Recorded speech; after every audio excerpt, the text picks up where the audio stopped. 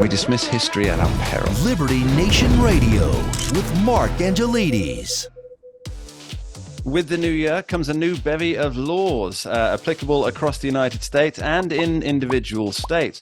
Now, these laws, be they extreme wokery or standard fare for the masses, we're here to find out with Scott DeCosenza, Liberty Nation's legal affairs editor, host of the excellent Uprising podcast, and general hero to all those who believe in liberty. Welcome back to the show, Scott. Well, with an intro like that, we can't go wrong, Mark. Happy New Year. How I get people in, Scott. It's good to be back with you. So, Scott, you wrote a great article on the pages of libertynation.com discussing some of the new laws that are coming in, that came in on January 1st, 2023, as the clock struck the new year. And to me, Scott, it seems that a lot of these are engaged in wokery. Would you like to give us a brief overview of what you think are the more liberty-sucking laws? Well, the most widespread of those is the minimum wage increases. I think it's 26 states plus the District of Columbia have increases in minimum wage, which, of course, for those of us who understand the free market, what that means is that's just they've now raised the hurdle for people whose labor is not worth that minimum, for them to say, don't bother trying to join the labor markets. Just go kick rocks. We don't want you in there. Of course, that's under the guise of them being a champion for the little people. But of course, really, if you think of who it hurts the most, is it hurts the people who cannot, whose labor isn't worth that much. And of course, the best thing for those people, in order to actually get their labor rate up, would be to get some experience. We think of the low skilled, perhaps, if they can establish that they can show up on time, for instance, and take direction well and perform their job duties. That's how people get above the minimum wage, not by just decree. And so the other sort of component about that is just quite tragic is that there are some significant number of businesses, and we won't know until maybe we look back next year this time to see what businesses that had to shut down because their margins were so tight that they couldn't afford to pay for this increase in labor costs artificially imposed on them by the state. So for me, Scott, that's actually the biggest deal because all countries are built and work based on small business owners. They're the people in the communities who have, for example, in America, in the East, you might call it the bodegas, for example. So you have somebody who owns a bodega and maybe they they need to employ somebody. Or bodegas if I was Jill Biden. Oh, yeah, there you go. Well, of course, as varied and diverse as breakfast tacos. But so you've got these people and they're struggling, right? Because by the way, small that's just a New York City thing. I hate to interrupt your flow. I know. This is why I said the East. This is why I said the East. Yeah, but it's just New York. In Philly and Boston and DC, nobody says bodega. Anyway. Okay. So what you have is these small businesses, and maybe they want to take somebody on because they're getting old. Maybe they want to increase their business.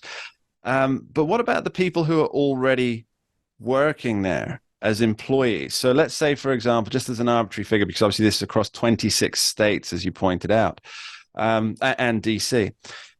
Let's say somebody was on $8 an hour, and now they have to be paid $16 an hour, and that's over an 8-hour day. That's a significant chunk of change for an employer. If they have one or two employees, it's probably not a hugely profitable business. Why is there no kind of grandfathering of this? Well, presumably then people would just quit and go into a different job or quit and get rehired the next day. I think that the right way to think about that is Mark, it's the businesses that actually are doing, if you're to look at the world from the progressive mindset, who's a better employer? An employer that has no minimum wage jobs or vast numbers of minimum wage jobs? It's funny because they might say that the people with vast numbers of minimum wage jobs are the most exploitive. But for those of us who look at the free market, we can see and say, well, who's giving the least of us, the least skilled, the most opportunity is the people that actually employ people at the minimum wage. And of course, the more that they have, right, on their books, on their employment rolls, the more minimum wage employees they have, the harder they're going to get hammered by an imposition of an above market rate imposed on them by the state. Well, we earlier in the show we had Andrew Moran on talking about the inflated job numbers under Joe Biden from the Bureau of Labor Statistics with the industry job figures compared to the household job figures, and there's a discrepancy of over 2 million jobs there based on people who have more than one job. So you're talking people who, for example, they do an Uber, but they also do deliveries at the same, like a ride share thing at the same time, and these people have numerous jobs to make their income, to make their lifestyle work. But the people who don't have these like ride share jobs or these app based jobs, and maybe they have a job in the morning, they go and do some cleaning here, and then they have a job in a restaurant on the evening, in either side of looking after their children, they're probably going to lose at least one of those jobs, right? Well, it stands to reason that it's not going to get better for them, Mark. It's going to get worse for them. You think of like supermarkets and restaurants, and these are the kind of companies that require lots of people, and because they are willing to accept people without a lot of developed skills, they have the most of these things. And I just want to put it out there that what's going to accelerate the use of the increased use of self checkout kiosks and robotic, burger flippers at the fast food restaurants. This is the kind of thing that just accelerates technology in order to eliminate human labor from the workforce to the extent possible. We haven't started talking about it yet, but California is a host of, probably the worst of all the states in terms of the sheer number of new laws and how they get their fingers into the details of how businesses conduct themselves. But you read the new laws and you think, why would anybody want to open a business there, right? I mean, even more, it's like the doubling down of it.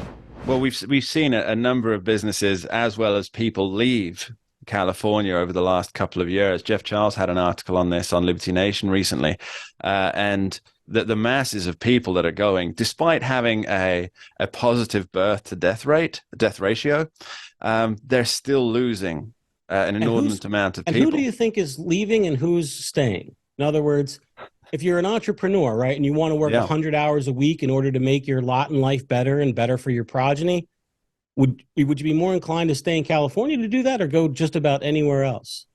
Just about anywhere else. As we know, Texas is becoming a burgeoning tech center for the uber wealthy, the ones who want to make the businesses work. Now let's continue with California, Scott. To me, I was reading through some of the laws. Now I don't have an in-depth understanding of what these laws would mean in practice, but on a surface level, it seems that a vast majority of them were directed specifically at people with what we now term favorable immutable characteristics. Well, sure. So there's, so there's the pink tax elimination effort, which is for people who don't know, the pink tax is this allegation that if there are two products that are similarly situated, and one of them appeals to women or designed to appeal to women, it may often cost more than the one that's designed to appeal either neutrally or to men. And that's why it's called the pink tax. So, for instance, if you sell razors for men that are, designed for them to shave their faces versus a woman's razor designed for leg shaving, for instance, but it's pink and pretty, and the man's one is just, the cheap gray plastic you now can't charge more for that, even if, by the way, the pink plastic costs more than the gray plastic, right? So it can cost more in order to appeal to to the female or female identifying consumer. But no matter, that's now going to be punishable by heavy fines in California. So once again, it's like if you want to sell something in California, you're opening yourself up to this increased level of not just regulation, but significant fineage. Yeah, I mean, the alternative is for the consumer to, if they believe the products are essentially the same, is for the the more feminine How consumer dare to you, Mark, buy. suggest that the consumer can vote with their purchase in dollars, and that it's not up to the California legislature to make things right? And damn those I pink know. taxers. I know. I'm really holding back the cause of communism in California here. I know that, and for that, I'm deeply sorry. I will be having my struggle session later on. And what other laws stood out to you at the California unveiling on January 1st?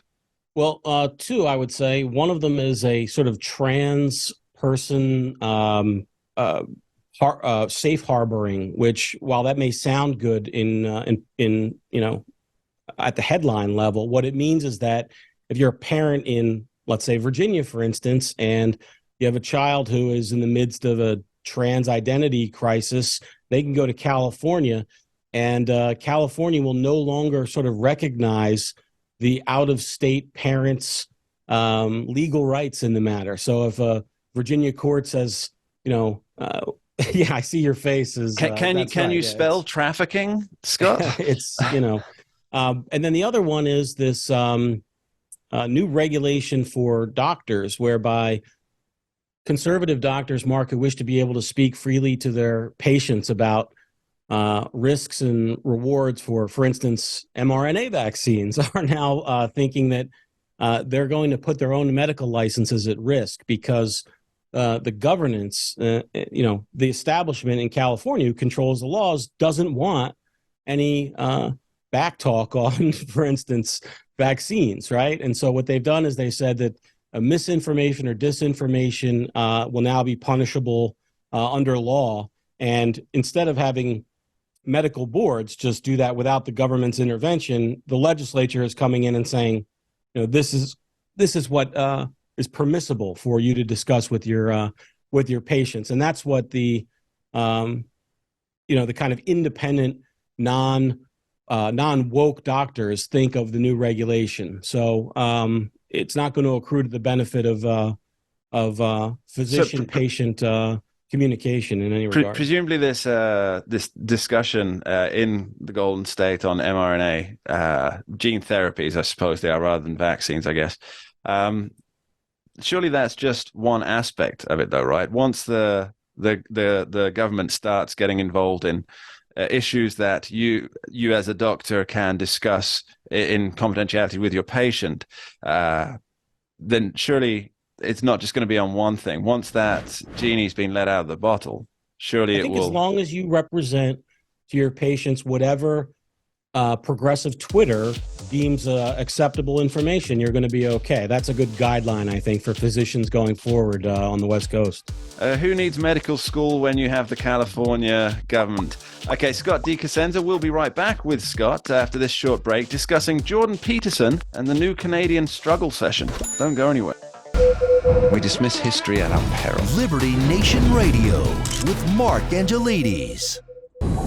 Entertaining, informative, and just plain fun. Watch Liberty Nation's The Conservative Five. Produced by conservatives for conservatives. C5's The Left Free Zone. Hosted by Liberty Nation's Lisa K. Donner. Joined by a raucous, irreverent panel of authors. Deconstructing leftist narratives. Debating the hot topics. And remembering to laugh. Join the official conservative safe space. You only did that to piss Jeff off. Liberty Nation's The Conservative Five.